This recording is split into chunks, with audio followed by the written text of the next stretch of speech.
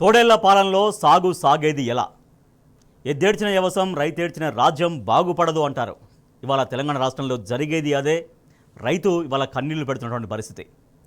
కాంగ్రెస్ ప్రభుత్వం రైతు అనుకూల విధానాలు అవలంబించకపోవడంతో వ్యవసాయం ఇప్పటికే సంక్షోభంలో పడిపోయింది. ఆ రైతులకి ఇప్పటికే వ్యవసాయం ముందుకు సాగక ఇబ్బందులు పడుతున్నటువంటి ఆ రైతులకి ఈ ప్రభుత్వం మరింతగా ఇబ్బందులు పెట్టే విధంగా ముందుకెళ్తున్న పరిస్థితి. సో అధికారులు ఏకంగా ఇంటి గేట్లు పీక్కెళ్ళడం, తర్వాత ఏకంగా స్టార్టర్లు, వ్యవసాయ మోటార్లకు ఉన్నటువంటి స్టార్టర్లు పీక్కెళ్ళడం ఇట్లా జరుగుతోంది. సో గేట్లు లాక్కెళ్ళారు, స్టార్టర్లు లాక్కెళ్ళారు. రేపిగా ఆడవాళ్ళ మెడలో నుంచి పుస్తల తాళ్ళు కూడా లాక్కెళ్తారా అంటూ రైతాంగం ఆవేదనగా, ఆక్రోశంగా, ఆగ్రహంగా ఈ ప్రభుత్వాన్ని ప్రశ్నిస్తూ ఉన్నారు. మా ప్రతినిధులు లివిల్ హైదరాబాద్ నుంచి, అలాగే కరీంనగర్ నుంచి వేణుగోపాలరావు, వరంగల్ నుంచి రవికాంత్ అండ్ నిజామాబాద్ నుంచి రవీందర్, మా ప్రతినిధులందరూ కూడా లైవ్లో అందుబాటులో ఉన్నారు. రైట్ లివిల్, ఇప్పటికే రైతాంగం తీవ్రంగా ఇబ్బందులు పడుతున్నారు. వ్యవసాయ అనుకూల విధానాలు కాంగ్రెస్ ప్రభుత్వం అవలంబించడంలో పూర్తిగా వైఫల్యం చెందింది. అటు రుణమాఫీ అనేది ఇంతవరకు కూడా పూర్తిగా కాకపోవడం, తర్వాత రైతు భరోసా అనేది ఇంకా రైతాంగం ఎదురు చూస్తున్నటువంటి పరిస్థితి. ఇవన్నీ ఇట్లా ఉంటే మరోపక్క అధికారుల వేధింపులు అనేవి. సో రాష్ట్ర వ్యాప్తంగా రైతాంగం పడుతున్నటువంటి బాధలు ప్రభుత్వానికి పట్టట్లేవా? కారణం ఏంటి? ఎందుకు? ఇవాళ నాడు గత 10 సంవత్సరాలు బీఆర్ఎస్ అధినేత కేసీఆర్, నాటి ముఖ్యమంత్రి ఉన్నన్ని రోజులు రైతు సంక్షేమం దిశగా ఉంది. కానీ ఇవాళ గత 14 నెలలుగా రైతు సంక్షేమం దిశగా ఇవాళ అడుగులు వేస్తున్న పరిస్థితి కనిపిస్తుంది.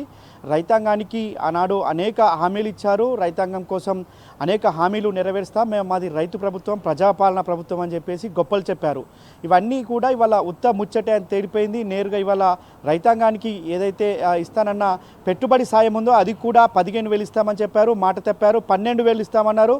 ఇవాళ అది కూడా 2 పంటలకు ఇవ్వలే, 3వ పంటకు ఇవాళ యాసంగి పంటకు ఇస్తానన్న రైతు భరోసా 12,000 కూడా కనీసం కూడా పట్టుమని 10 మందికి కూడా అందట్లేదంటే ఖచ్చితంగా ఇవాళ ఏదైతే రైతును మోసం చేస్తున్నారు, రైతును కుట్రలు చేస్తుంది కాంగ్రెస్ ప్రభుత్వం అని తెలుస్తుంది.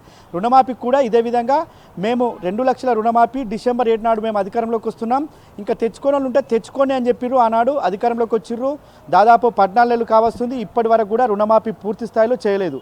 చేయకపోగా మిత్తిల కోసం, వడ్డీల కోసం ఇవాళ రైతులకు సంబంధించిన ఇంటి తలుపులను ఎత్తుకపోతున్నారు. రైతులకు సంబంధించిన బాయికాడి స్టార్టర్లు, మోటార్లు ఎత్తుకపోతున్న పరిస్థితి కాంగ్రెస్ ప్రభుత్వంలో దాపురించిందని చెప్పేసి కూడా రైతులంతా తీవ్ర ఆవేదన, ఆందోళన వ్యక్తం చేస్తున్నారు.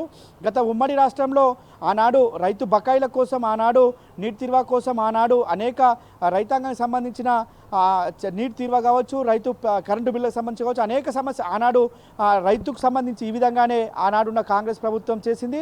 ఇవాళ మళ్ళీ అదే విధంగా కాంగ్రెస్ ప్రభుత్వం ఇదే చేస్తుంది. వాళ్ళ ఇంటి తలుపులు ఎత్తుకపోతున్నారు, బాయికాడి మోటార్లు, స్టార్టర్లు ఎత్తుకపోతున్నారు. ఖచ్చితంగా కాంగ్రెస్ ప్రభుత్వం అంటే రైతు వ్యతిరేక విధానాలు అవలంబిస్తుంది అనేది మనకు స్పష్టంగా అర్థమవుతుంది. వాళ్ళ రైతాంగానికి ఏ ఒక్క హామీను నెరవేర్చలేదు, ఇచ్చిన హామీలు పక్కన పెట్టి రైతాంగాన్ని నిండముంచే పని చేస్తుందని చెప్పేసి కూడా వాళ్ళ ఆవేదన వ్యక్తం చేస్తున్నారు. 1 ఎకరా 13 గుంటలు ఉంటేనో, 1 ఎకరా 20 గుంటలు ఉంటేనో కేవలం 1 ఎకరానికి మాత్రమే ఇవాళ రైతు భరోసా వేసి ఆ 20 గుంటలకు ఎగ్గొట్టిన ఘనత కూడా ఈ కాంగ్రెస్ ప్రభుత్వం అని చెప్పేసి కూడా ఇవాళ రాష్ట్ర వ్యాప్తంగా రైతాంగం అంతా కూడా దుమ్మెత్తిపోస్తున్న తీరు కూడా మనం చూస్తున్నాం. అంటే తెలంగాణలో రైతు సంక్షేమం దిశగా ఇవాళ అడుగులు వేస్తుంది.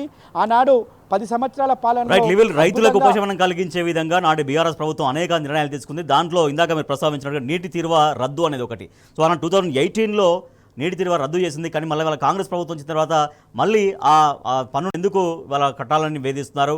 పన్నులు కట్టకపోతే ఏకంగా స్టార్టర్లు పీక్కెళ్ళేటువంటి ఒక చాలా దారుణమైనటువంటి స్థితి ఎందుకు కొనసాగిస్తూ ఉన్నారు?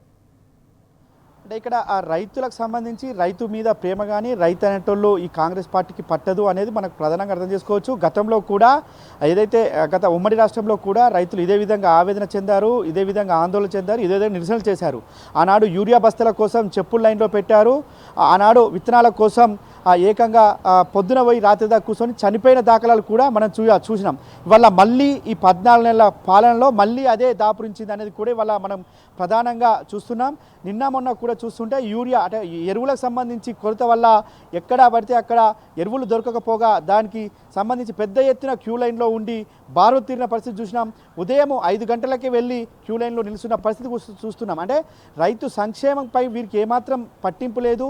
ఆనాడు బీఆర్ఎస్ అధినేత కేసీఆర్ నీళ్లు నిధులు నియామకాలను ఒక ట్యాగ్ లైన్తో వెళ్ళారు. అవన్నీ కూడా సంపూర్ణం చేసే దిశగా ఆనాడు అన్ని సంక్షేమ కార్యక్రమాలు చేశారు. అంతేకాకుండా దేశంలోనే రైతాంగానికి అన్నం పెట్టే విధంగా తెలంగాణ రాష్ట్రాన్ని తీర్చిదిద్దారు. ఆనాడు రైతు సంక్షేమం ఒక అద్భుతంగా కొనసాగితే ఇవాళ ఆనాడు జరిగితే ఇవాళ రైతు సంక్షేమం కాదు సంక్షోభం దిశగా ఉంది. అంటే నీళ్లు ఆనాడు మిషన్ భగీరథ తీసుకొచ్చి చెరువులను పునరుద్ధరణ చేసి చెరువుల్లో ఉన్న పుడికతీత తీసి నీటి నిల్వలు పెంచారు. రైతాంగానికి మేలు చేకూర్చే విధంగా 1,50,000 ఎకరాలకు ఆనాడు మిషన్ భగీరథ ద్వారా మిషన్ కాకతీయ ద్వారా నీళ్లు అందించిన ఘనత నాటి ప్రభుత్వంది. అయితే ఇవాళ ప్రాజెక్టులు ఎండబెట్టి పొలాలను ఎండబెడుతున్న ఘనత ఈ కాంగ్రెస్ ప్రభుత్వంది.